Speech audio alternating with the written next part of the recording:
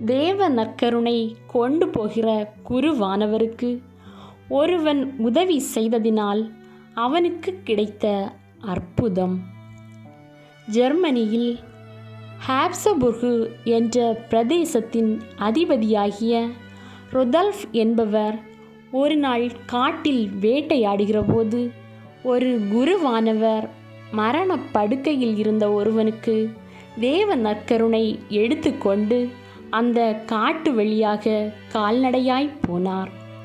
அதிபதி இவரை கண்டு நினைத்ததாவது, இந்த குருவானவர் கொண்டு போகிற தேவ நற்கருணையில் மன்னருக்கு மன்னராகிய இயேசுநாதர் இருக்கிறார் அல்லவா? அப்பேற்பட்டவரை கொண்டு போகிற குருவானவர் கால்நடையாய் போக நீச மனிதனாகிய நான் குதிரை மேல் போகலாமோ?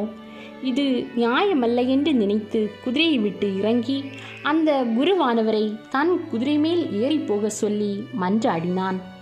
அப்படியே குருவானவர் குதிரை மேல் ஏறின பிறகு அதிபதி குதிரை பக்கத்தில் ஒரு ஊழியனைப் போல போனான். நோயாளியின் வீட்டை அடைந்த பிறகு குருவானவர் தேவ நற்கருணையை நோயாளிக்கு கொடுக்கிற போது அதிபதி மகா தாழ்ச்சியோடு முழங்காலிலே இருந்தான்.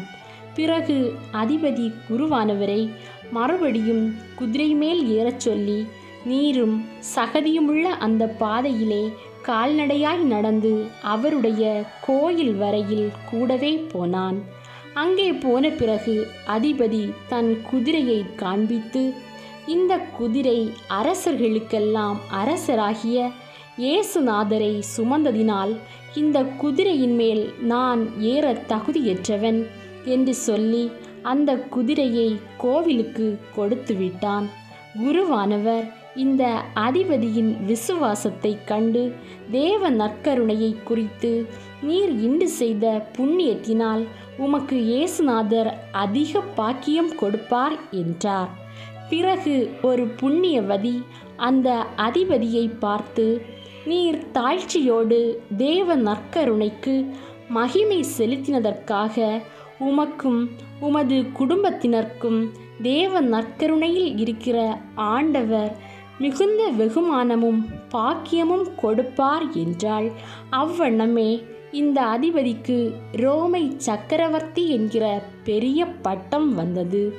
அன்பான கிறிஸ்தவ நண்பர்களே, உங்களுக்கு குருவானவர் கோவிலிலே நற்கருணை கொடுக்கிற போது நீங்கள் மிகுந்த தாழ்ச்சியுடன் இருக்க வேண்டும்.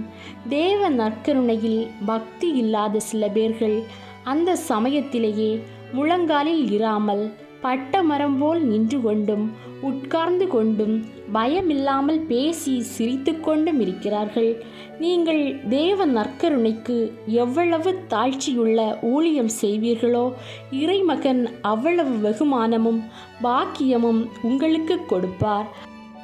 அந்த அதிபதி தன் குதிரை இயேசுநாதரை சுமந்ததினால் அதை இயேசுநாதருக்கு ஒப்பு கொடுத்ததைப் போல உங்களுடைய நாவிலும் இருதயத்திலும் தேவ நற்கருணை வழியாக இறைமகன் எழுந்தருளி இருந்ததினால் அவைகளை முழுவதும் அந்த ஆண்டவருக்கு ஒப்பு கொடுக்க வேண்டும்.